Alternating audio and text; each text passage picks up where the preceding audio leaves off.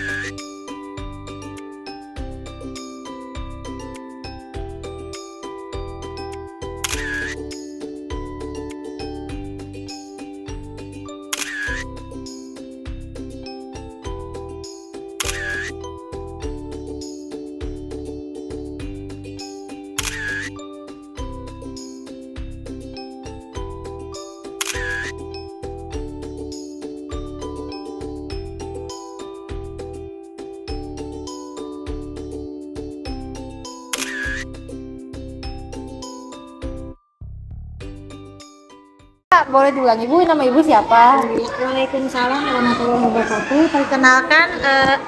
Perkenalkan saya Ibu Sumayanti, mengajar di kelas 4A SDN Panaragan 1. Kebetulan saya wali kelas 4A. Di sini saya mengajar guru kelas ya. Kalau boleh tahu, mau jadi wali kelas 4A sendiri baru atau dari dulu kelas 4 Bu megangnya? Jadi waktu tahun 2004 saya sudah mengajar itu pegang kelas 1 selama 11 tahun. Lalu saya mutasi lagi pindah ke SD Sindang Sari, mengajar kelas 1 lagi selama 5 tahun.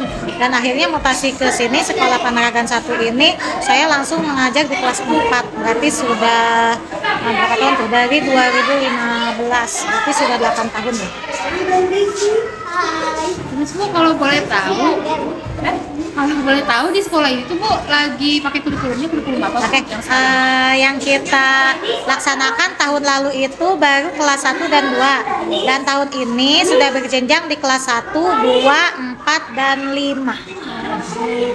Jadi yang kelas 3 dan 6 menyusul insya Allah tahun depan. Kemudian dalam satu kelas biasanya terdiri dari berapa anak Bu? Iya. Untuk kelas 4 ini seangkatan, memang kebetulan kan kelas gemuk ya, banyak. Jadi kelas 4A 33 anak, kelas 4B 32 anak, kelas 4C ada 29 anak karena ada yang pindah 2 orang. Nah, untuk rata-rata di sekolah itu minimal satu kelas itu 28, bukan minimal ya, maksimal 28 yang idealnya. Iya. Kan kalau kita tahu Bu ya, kalau dari kurikulum sekarang juga kan anak tuh dicampur sekarang Bu, ada yang maaf ya Bu berkebutuhan khusus Iya. pun masuk kelas di sekolah umum itu di kelas-kelas 4 ada nggak Bu? Ya, seperti yang tadi barusan itu kebutuhan khusus juga ya. Jadi ABK itu bukan hanya yang maaf tanda kutip cacat, tetapi yang mempunyai kebutuhan khusus di kelas. Contoh seperti yang tadi ya, anak yang tadi itu kan dia kebutuhannya apa, sebetulnya dia anaknya jenius. Cuman karena memang dia kebutuhannya mungkin kurang kasih sayang ya, atau memang di rumahnya ada kendala apa, jadi dia cari perhatian sendiri kan seperti tadi. Dan dia itu memang biasanya bicaranya pakai bahasa Inggris. Jadi kalau misalnya Miss gitu kan ya, jadi kalau ngobrol sama yang lain ya harus iya aja gitu. Jadi memang pendekatan dia bahasa Inggrisnya bahasa Inggris ibu ya, jadi dibiasain seperti itu. Untuk grammar makan acak-acakan ya, jadi memang pendekatan seperti itu tuh. Jadi kebutuhan khusus banyak. Jadi di sini itu kan awal pembelajaran itu kita mengadakan asesmen awal ya, jadi ketahuan bahwa anak-anak yang berkebutuhan A, B, C itu ketahuan. Jadi dari gaya belajarnya juga ketahuan bahwa anak ini dia apakah kinestetik, apakah audio visual atau audio, jadi lebih cenderung kemana seperti itu. Terus kalau misalnya tadi Bu ya, seperti anak tersebut, apakah kesulitannya sih Bu gitu? Apalagi kan Ibu juga nggak satu doang fokus pada anak tersebut gitu. Iya. Nah, untuk kesulitan macam-macam. Ada yang kesulitan di matematika berarti dia belum hafal perkalian. Ada yang kesulitan dari membaca. Nah, mungkin kalau dia itu tidak fokus dan anaknya tantrum, kalau stres sedikit dia akan jeduk-jedukin ke kepalanya ke tembok. Awal-awal seperti itu. Cuman karena keseringan makin hari makin kesini dia harus lebih baik. Jadi dikasih tahu pelan-pelan, alhamdulillah tidak tantrum lagi. Udah lebih baik.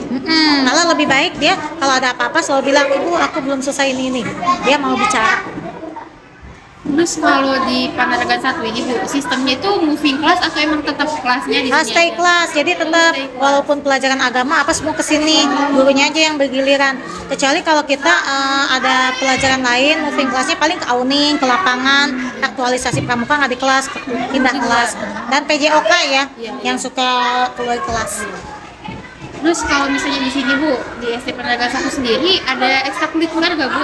Ada yang wajib itu pramuka. Untuk yang lain futsal, handball ada, itu masuknya latihannya di hari Sabtu.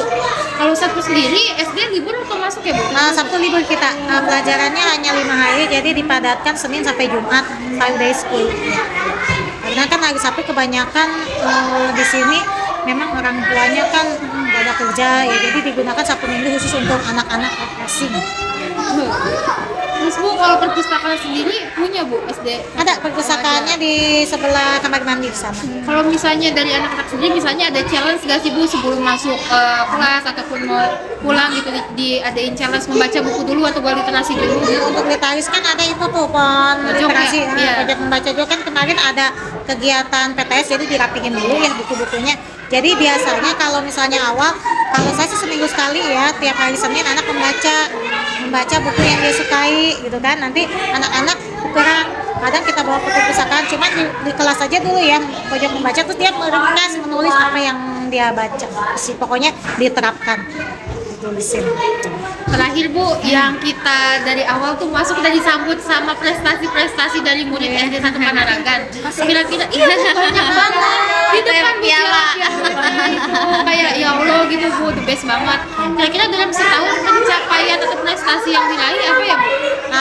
Biasanya di PFL 2S kan ya festival, FTBI juga ada itu festival ini apa namanya, challenge yang membaca puisi itu untuk biasanya kita keagamannya juga ada. Pokoknya setiap lomba minimal ya 4 mata lomba menang.